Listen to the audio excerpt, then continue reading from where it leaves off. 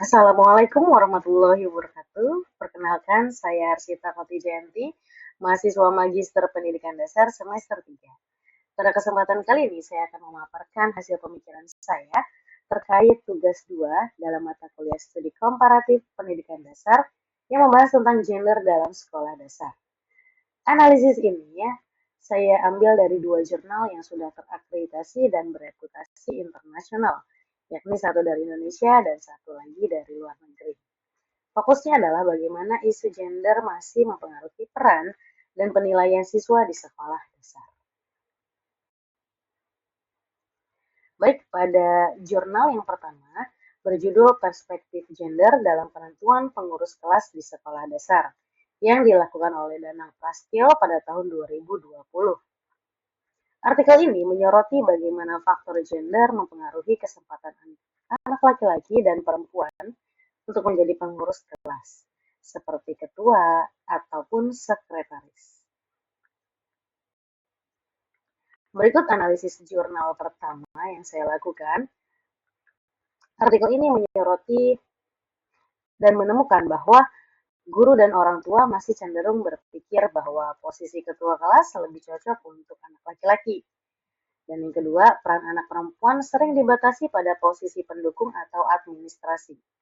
Yang ketiga, artikel ini menegaskan bahwa guru seharusnya memberi kesempatan yang sama bagi semua siswa tanpa membedakan gender. Selain itu, penulis juga menyoroti pentingnya orang tua dalam berperan untuk mengubah pola pikir tradisional di rumah, misalnya bahwa anak laki-laki juga harus membantu pekerjaan rumah dan anak perempuan bisa loh belajar memimpin. Berikutnya, setelah analisis, saya melakukan refleksi pengalaman mengajar di sekolah.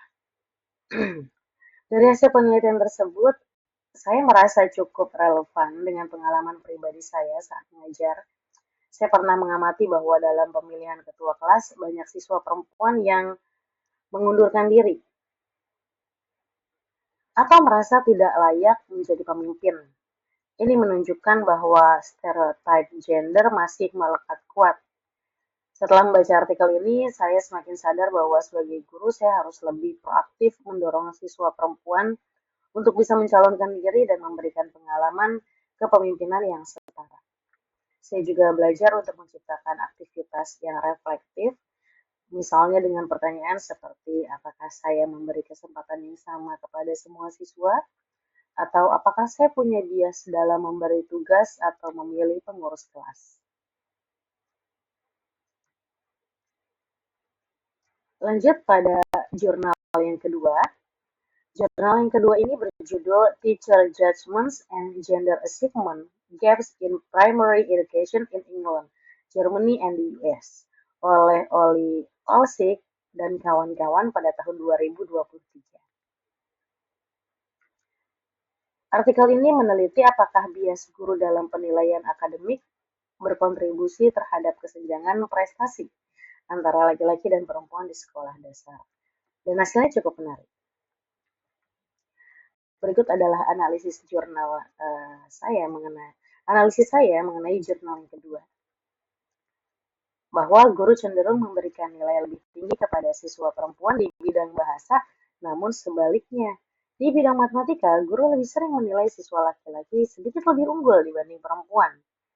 Artinya, ada bias domain spesifik yang tanpa disadari mempengaruhi hasil belajar jangka panjang.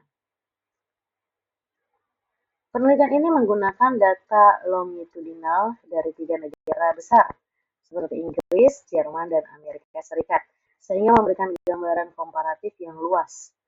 Penulis juga menyimpulkan bahwa bias penilaian guru menjadi salah satu penyebab kesenjangan prestasi gender di masa depan.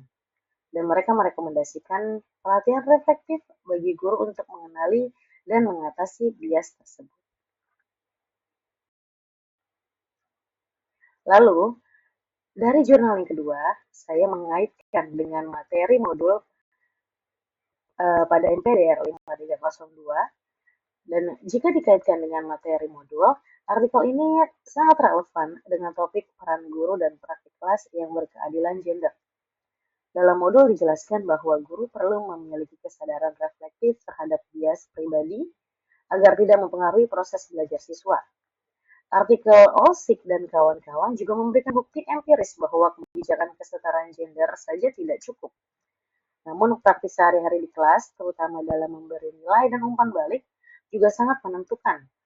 Sebagai guru, kita perlu memastikan rubrik penilaian yang gender fair, tidak terlalu cepat menilai anak laki-laki lebih unggul dalam logika, dan tidak juga pada anak perempuan lebih baik dalam bahasa. Sehingga dari kedua artikel tersebut, bisa saya simpulkan bahwa kesadaran guru terhadap bias gender merupakan faktor penting dalam menciptakan pendidikan dasar yang adil dan setara, baik dalam konteks pemilihan peran, seperti pengurus kelas, maupun dalam konteks penilaian akademik. Guru memiliki peran besar dalam membangun budaya sekolah yang inklusif dan bebas dari stereotip. Dengan demikian, tantangan kita sebagai calon pendidik adalah bagaimana terus berlatih reflektif dan memastikan bahwa setiap anak, baik dari laki-laki maupun perempuan, memiliki kesempatan yang sama untuk berkembang dan berprestasi. Demikian presentasi saya tentang analisis jurnal gender dalam sekolah dasar. Semoga paparan ini dapat menambah pemahaman kita tentang pentingnya perspektif gender dalam pendidikan dasar dan bagaimana peran guru ternyata sangat menentukan keberhasilan penerapan kesetaraan di sekolah. Terima kasih atas perhatiannya. Wassalamualaikum warahmatullahi wabarakatuh.